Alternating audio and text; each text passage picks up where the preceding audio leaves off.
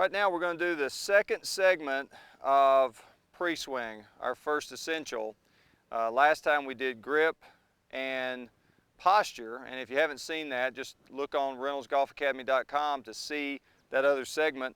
This segment is on ball position, stance width, and alignment to the target. So ball position is kind of an interesting thing. A lot of us have heard, we should have one ball position and that makes it more consistent. And then some of us heard, well, that doesn't make sense because you can't have one ball position for a driver and the same ball position for your wedge.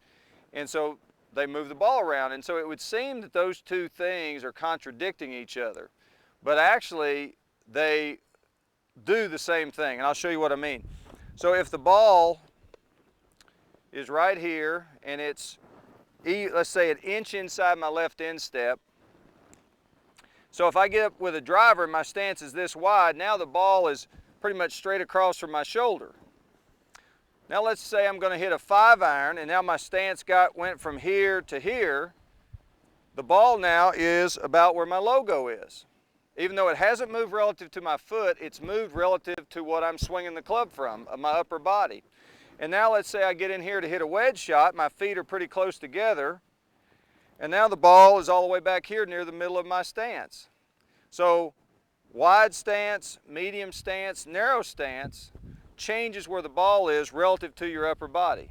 The people who change ball position, what they're doing is they're basically keeping kind of a medium stance for all their shots, driver all the way to wedge, and so then they're moving the ball more forward for the driver and then more back for their wedge. So the main thing to remember is up here's what matters, because when you swing a golf club, the club is traveling down, down, down, down, down, as long as you're not flipping your wrist, and finally right there under your left shoulder, that's when the club is straight up and down. And so if I want to hit more down on the ball, I want it more back of this lowest point, and if I want to hit level, I want it at the lowest point. If I want to hit up, I want it in front of the lowest point. So a driver, I want level to slightly up, and then my irons, different degrees of down. So that's ball position, and hopefully that helps you understand a little bit of where that contradiction comes from.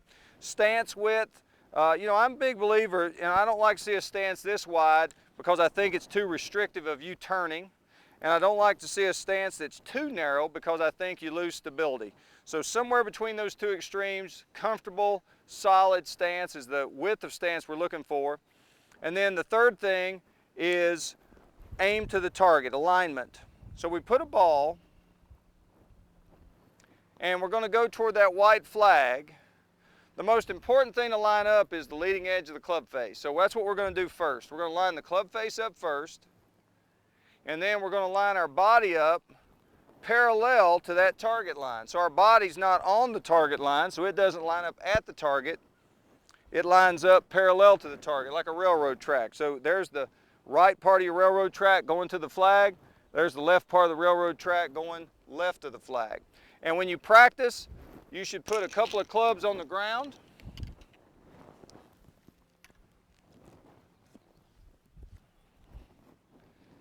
And that helps you get accustomed to what it looks like when you're lined up to the target. For me, it still looks about 5 to 7 yards left with my body to be lined up correctly.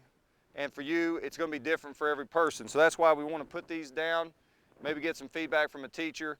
And that's how you really become good at the skill, the second part of the essential. So ball position, with the stance, and lining up to the target.